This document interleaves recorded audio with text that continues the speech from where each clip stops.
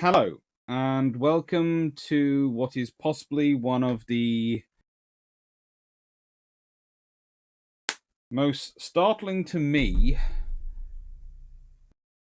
topics I have ever worked on. And the reason it's startling to me is because, honestly, when I first saw it, I thought, well, this, as a suggestion in the Patreon topics, I thought, well, I'll put it in because it could be interesting, but I'm not sure if anyone takes it. I'm not sure how really it would sort of go. And it's become starting to look to me as, combined with the Trafalgar work, it has probably caused me to spend the most time thinking about strategy. Especially with all the work I've done on dreadnoughts and all the work I've done elsewhere. This has made me think really a lot about the decisions that were made and the reasons they were made.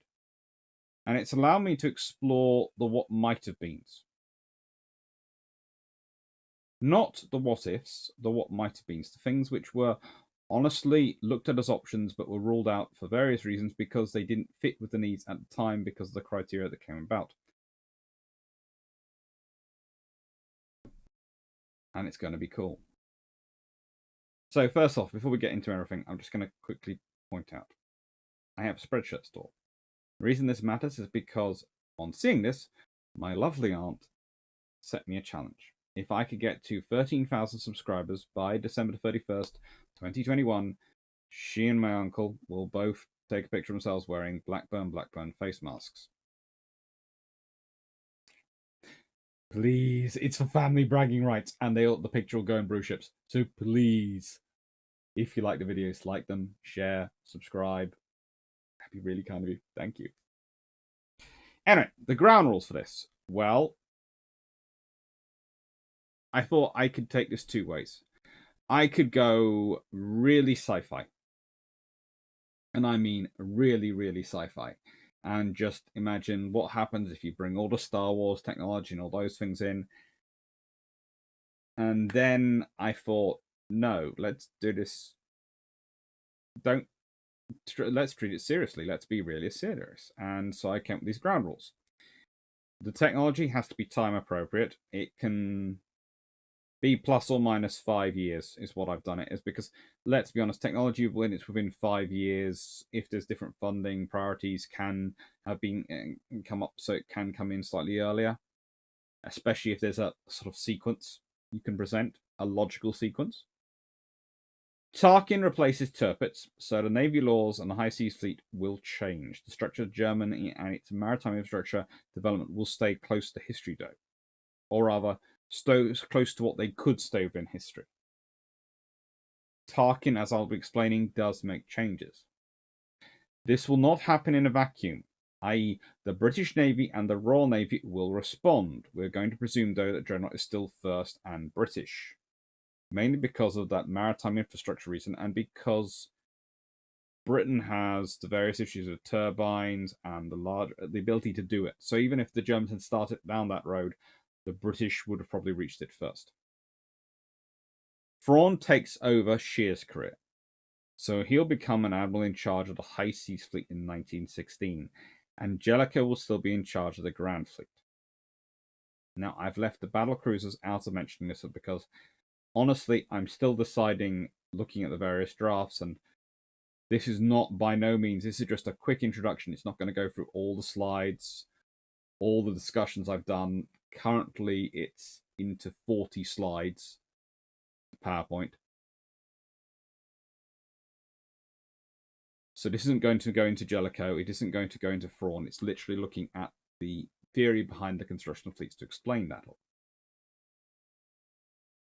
And the reason I'm doing that is because of the some decisions I'm going to make, which are based on that, on what I think the British response to the change in German construction would be. So for all this, I have to say thank you to some people. I have to say thank you to Naval History War, i.e. Marcus Faulkner. I have to say thank you to Ben H. Thank you, otherwise known as Bigeron. I have to say thank you to Chris Kremsel, who has a new book out soon on military history of Star Wars. He's been really kind and really helpful with this. I have to say thank you to Kate Jameson, who has been nagging people on Twitter to give me advice and help me when I've been asking information questions. And thank you to Benjamin Turan, as mentioned earlier. So, thank you, everyone. Ben H. and Benjamin Turan. Lots of Bens helping out with this one. Lots of Ben people interested in this topic. So, let's start off with Admiral Tirpitz and the Navy laws. In 1896, Tirpitz presents a memorandum to the Kaiser. It would lay the basis of all future Navy laws, although at first it said all it needed was 16 battleships in 2 squadrons, a flagship and 2 reserve ships. So a total force of 19 battleships.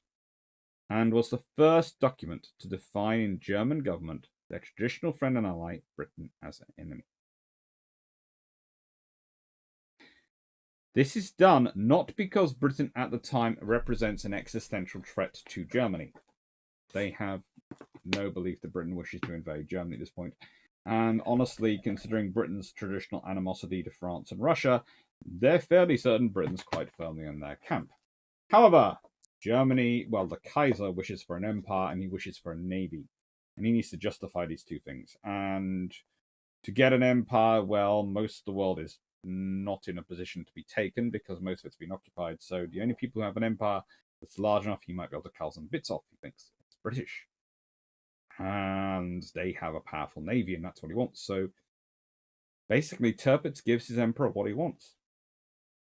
Britain is the enemy. God help us all.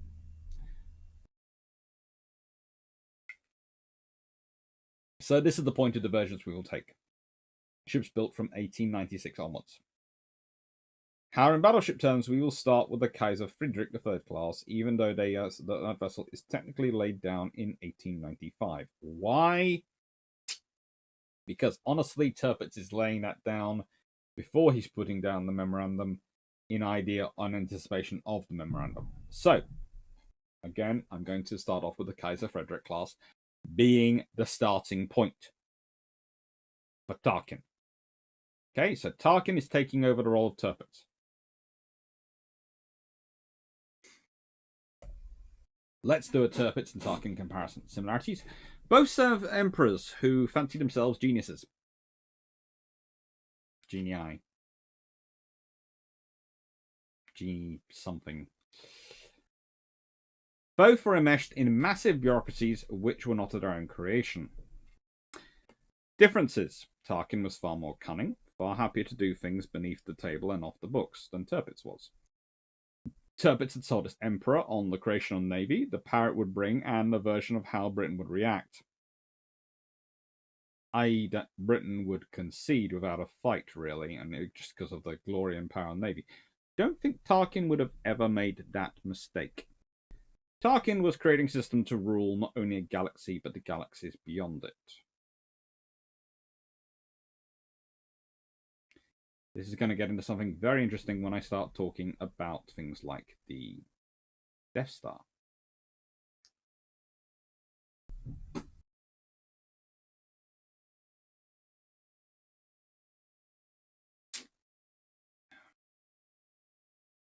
Tarkin and Tirpitz. There is also one other big thing, which is a major factor in this. In Germany, the navy is not the primary instrument of power. That is the army. The army will always come first. As capable and as amazing in many respects as Tarkin probably could be in terms of changing things, there is no way I can foresee him managing to actually wrest preeminence away from the army in German society. It's just too enmeshed, especially at this point in the 1890s and the 1900s. There is no chance. So therefore, he's going to have to deal with still being second fiddle and the maritime infrastructure that he has. Now let's consider the fleet in being doctrine versus the Tarkin doctrine. For starters, and I say this with all due reverence. Tirpitz is not the first officer to come up with the fleet in being doctrine. That goes potentially to Admiral Lord Torrington, Commander ERN, English Channel, in 1690. So we're talking about 200 years earlier.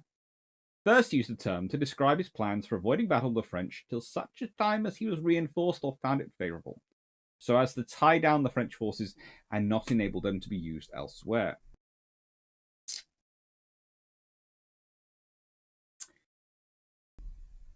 So he's using his smaller fleet to tie down a larger fleet, while the rest of the fleet goes off and attacks French colonies around the world. So it's part of a strategic doctrine. It's not the whole strategic doctrine. That is the difference. That is the critical difference. Basically, the idea is have a large enough fleet that no power wishes to fight you for fear of what the other powers will do. That's as Tirpitz interprets it. And it's pretty much the idea is the British will be scared to lose their supremacy due to losses sustained in a war, so won't fight. And even if they do fight, the losses will mean others will then attack them.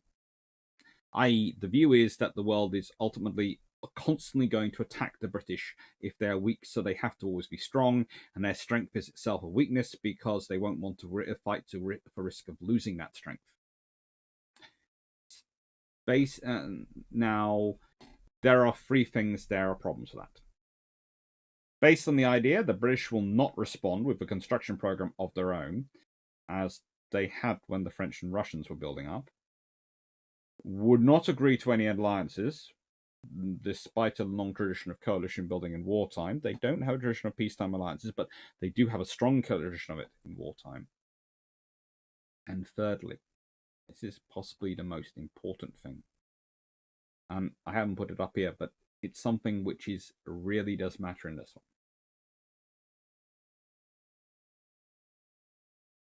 Even if the government chose not to respond, you're presuming that the public will let them, that the opposition won't cause them trouble. Then let's look at the lovely doctrine from the Imperial communique. That's quite a lot of terms, and it's quite a critical idea, but there are some critical things here, including cannibalizing the existing HoloNet transceivers, modifying them for use, and putting them in the flagship of every sector group in an oversector, every sector group in an oversector command. Place similar facilities within His Majesty's command ship and within Imperial City. This will enable your forces to respond to threats in minutes rather than hours or days after the fact. Imperial forces will be able to coordinate to a degree impossible amongst the enemy, whose fastest system means of communication is a rendezvous and a common system. That's a critical point, but there are more.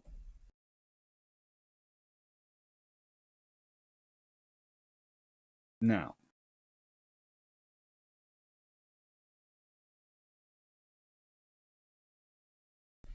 to provide a swift systematic response to rebellion as it appears, rather than waiting until it's entrenched, I suggest the formation of oversectors, sectors consisting of systems in which rebellion is newly born, or systems which maintain frequent contact with systems for the systems in chronic unrest. These oversectors would be formed without regard to the boundaries of standard sectors. The forces of an oversector would be able to respond to threats quickly, while the threats are small. This is going to be interesting for the fleet structure of the HSF under Tarkin. Liquidating a dozen small threats is easier than rooting out one well-established center of defiance. As an oversector is created only from problem worlds, they should be given a greater quantity of forces than an ordinary sector. I would think that 3 sector groups would be the average. Sector groups, squadrons. Cannibalizing existing hull nets, as already mentioned. And then how relevant is Death Star? Your Majesty, it has long been my contention that the average citizen has no grasp of numbers nor a head for calculation. I maintain that one of the reasons for the effectiveness of the Star Destroyer is its size. When citizens look at the Star Destroyer and then look at the craft which might be made available to attack it, even the best mind amongst them wishes to reject the notion rather than approach the problem tactically.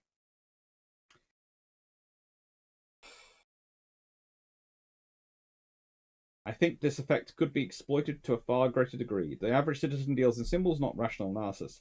If we present a citizen with a weapon so powerful, so immense as to defy all conceivable attack against it, a weapon invulnerable, invincible in battle, that shall become the symbol for the Empire, we may need only a handful, perhaps only one of these weapons, to subjugate thousands of worlds, each containing millions upon millions of beings. This single weapon must be feared for have force great enough to dispatch an entire system, and the fear it shall inspire will be great enough for you to rule the galaxy unchallenged. What do you need with the senatorial council when you can give direct control of territories to regional governors, sweep away the last remnants of the old republic, and let fear keep the local systems in line? Fear of our ultimate weapon.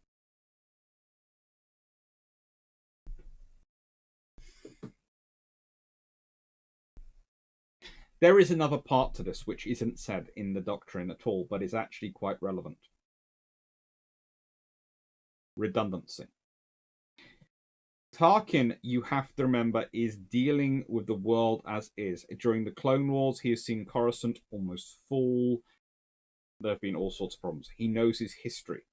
Coruscant has been the weakness of the Republic throughout its history. If it falls, like it did to the Jedi Empire at one point and various other things, it gets into a lot of trouble. It gets into trouble for the Republic. Having such a powerful system as your Emperor's flagship and having multiple of them provides you with a center of government which is mobile. And they are not building just one. This idea of the Death Star, they're building just one. The second one couldn't have been available as in the state it was as quickly as it was after the first one is lost. Considering the amount of resources, etc., that are needed for the Death Star, and the amount of work that goes into basically turning a huge black market in order to generate it and create it, if it hadn't been already on the books and under construction. So they were looking at building more than one. I have no idea how many, but they were looking at building more than one. But the Death Star is built as this ultimate weapon / infrastructure hub / headquarters / basically mobile starbase, which again, the New Order at certain points, a New Order tries it and various other things. They try this. Does this fit the German High Seas Fleet and its requirements? Is the Kaiser looking for a mobile headquarters to go around the world? No. Ultimate superweapon? Not really. However, fear, rapid response, fear of capabilities, rapid response of themes which go through all this, and the fear of this powerful weapon. To me, that does lead to some things for the context of the High Seas Fleet. I would see Tarkin would always go for the biggest guns possible to be fitted to a ship. Probably with an existing modus operandi. The reason I say that is because, honestly, the problems with the Venator and its layout guns get worse when you start to look at the Star Destroyers and the way they lay out guns there. He doesn't really innovate on those ideas. If you want someone who was going to innovate, you'd have had to put fraud in this post. Which is why I also don't think Tarkin's High Seas Fleet gets the Dreadnought before the Royal Navy. It's not going to make that jump. Then we consider Admiral Fisher, who's on the other side. What's his doctrine? Well, he's third Naval Order Controller, 1892 to 97. He's Commander-in-Chief of the North American West Indies Station, 1897 to 99. Mediterranean Fleet, 1899 to 1902. Second Naval Lord, 1902 to 1903. Commander-in-Chief Portsmouth, 1903 to 1904.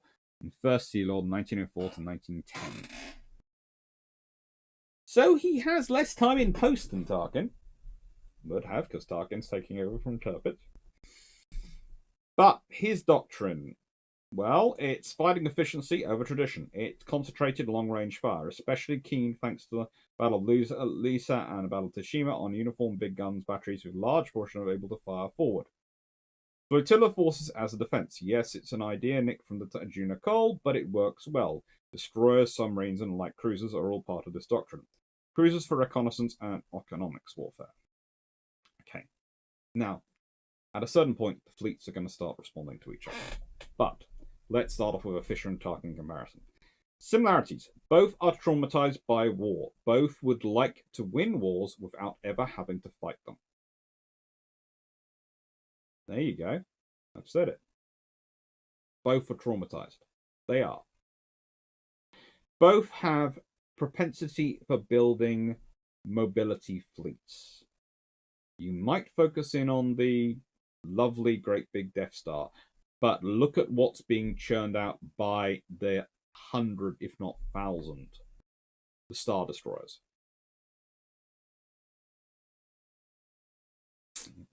Plus a suite of various cruisers which are smaller than destroyers in Star Wars world. And fighters. TIE fighters, but yeah. I think the X-Wing would more fit Fisher than the and the TIE fighters definitely more Tarkin. So both also like big, powerful weapons that will hopefully convince the other side to concede. This is why I think the actual competition, the actual race, will start out as more of a tech race than a numbers race initially. I think especially during the pre-Dreadnought phase, it will be a tech race, which will then have an impact on the Dreadnought phase. But I think it starts out as a tech race, especially in the pre-Dreadnought era. I see Germany becoming more like Italy is during the Dreadnought period, in that they have these good ideas, but they're producing in small enough numbers that the British aren't really that bothered by them. But they are, in terms of threat, but they are trying to keep ahead of them in terms of technology, because they have to, because they have to be the biggest and the best. Time in office is a difference. Tarkin gets a lot longer. Approach to smaller light forces. Tarkin seems to favour specialist small units, Fisher larger generalist units. I've got an idea how this is going to affect, and I will talk about this later. A relative political position of Navy versus Army. Fisher is supreme. Tarkin has to deal with the fact the army's above him. And disparity of maritime infrastructure. Call upon. Although Tarkin might well use illicit means to reduce the disparity, if he thinks the benefit will outweigh the risk, i.e., build a ship for the Greeks and order the guns from the Americans, and then compulsory purchase it. Who knows? We're going to talk about this and see what he might be doing. So, here are some general ideas of where we're starting off. The Royal Navy. Battleships. Now, this means the RN is faced with the choice of maintaining its 12-inch gun standard for battleships, which is matches the French, or going higher. They probably decide the 12-inch is enough up until the Braithwaite class comes into service, because they're going to have bigger guns. Because at that point, as if you look at a thing, after the Frederick III's, Tarkin would listen to Contra-Admiral Emil Felix von Bennemann, who in real life would argue the option of the 11-inch over the 9.4-inch gun for the Wittelsbach class. And after the Wittelsbach class comes the Braithwaite class in 1901, where traditionally they did jump to 11-inch, but where Brenneman was all again pushing to match the British, French, and British. So the odds are, with a 12-inch gun weapon available, with a little effort, they could go to 12-inch. Parity with France is fine. They take ages to build and their fleet is split in two. America is on the other side of the Atlantic. Russia is a terrible strategic position. But the combination might start to worry Britain now. Remember, they've still got their two standard. The two-power standard in force at this point. The problem becomes, do they keep 12-inch or jump higher? At this point, Fisher and CNC Mediterranean will become second sea soon. Odds are the King Edward VII not only introduce a 9.2-inch secondary armament, but also a 14-inch primary, probably an early version of the Ellswick Ordnance Company's 14-inch 45 caliber gun, which they seem to be looking at. Now, this is a gun which I've got about one source about, so I'm using that because the Royal Navy, as a rule, tend to prefer what comes out of Ellswick Ordnance Company versus the Vickers, and they seem to be getting the 14-inch earlier, but then they're the ones who move up to produce the 13.5 and the 15-inch. So, This makes sense from British perspective, which both seeks more and individually more powerful ships to counterbalance the weakness of their maritime empire, i.e. distance. Also, logistical reasons, which are a factor in 1988's decision for the Orion class, then make 13.5-inch sensible choice, then work for the 14-inch in this scenario, because you must remember, in a pre-dreadnought, we would only have 4 guns, not all the other guns, and you'd be doing one class, and they're going to be based in the UK, because that's what they're for, or the Mediterranean, and various things. You can jumping to 14-inch makes sense at this point. Cruisers, don't expect a drop from 24 centimeters to 21 centimeters. Main them on heavy cruisers. Expect also a push for speed. As with the battleships, Tarkin is a ferocious strategist. He'll probably bank on speed and firepower in early designs to enable knockout blow to be delivered again before the British can gain their full strength, whilst the ships have enough armour to give an account of themselves if they do. I see him looking at cruisers as this force which can break through a British strategic blockade and get out into the Atlantic, which is a critical idea. And flotillas expect a preponderance of large torpedo boats rather than destroyers, especially if they can be churned out in greater volume, i.e. the TIE fighter approach. Royal Navy cruisers, again, the RN will react, especially if the nature of German speed calculations become known. The arms race starts off more as a technology race and numbers race. Then don't be surprised if Britain takes advantage of its turbine technology to upgrade its cruisers earlier, especially the heavy ones. So you could have some of the early 1900s cruisers, especially large cruisers, be turbine powered. And this could provide a very different capability for once you get to Dreadnought, because you have more experience of turbine operations. So Dreadnought becomes more like a Warrior introduction than a Dreadnought introduction, in a way, as some of the technologies. But as a consequence of the German torpedo boat hordes, expect destroyers to grow in numbers and size, i.e. the British to respond to the hordes by going, we'll pack more guns onto our destroyers. And this is the final point. Why is this serious history? So why did this suddenly change? Why did I decide to take the serious history route, and why did I decide to do this? It has serious historical merit. Because, to put it bluntly, you learn more about history if you try and put yourself in the process of it. If you are asking questions, if you're asking why did they do something, but what happens if you change this? What will the calculus change? How will they change? Would Tarkin make the same decision as Tirpitz because that's the obvious decision to make and is the best one, or would he make a different one based on his on his approach to things? And if so, why is it different? What evidence is he looking at that's different? Because they're going to be reviewing the same evidence. If they come to a different conclusion, then that suggests that gives you an idea on examinations on the various points of the evidence on why they're making decisions they're making. It encourages you to read the history forward and think about what you would have done in the situation, which is important for learning history. Remember, human beings by nature, we are doing animals. We are doing people, things who do things. We learn by doing stuff. Reading is a good approach. Reading with a question in your mind teaches you more when you're doing revision. Reading through the things and thinking, would you make the same decision as the person who was in that, if you were in that post with that same evidence, makes you understand it more. For example, reading the recent releases of documents about American gun calculations and the various capabilities of their cruisers to fight the Congos at various ranges explains why in battles the American cruisers try to get as close as they can to the Congos. It's not suicidal, it's sensible, because they work out at certain ranges the Congo's armor is not going to resist them, and they're going to be able to get a far faster rate of fire, so they're going to be able to do damage far quicker, and they're given more chance of survival. It makes sense. And there's a beauty of using characters like Thrawn and Tarkin. They're quite rounded in the development. In fact, in many ways, we know more about them than we do the real historical figures, as the fictional writing gives us insight into their thinking.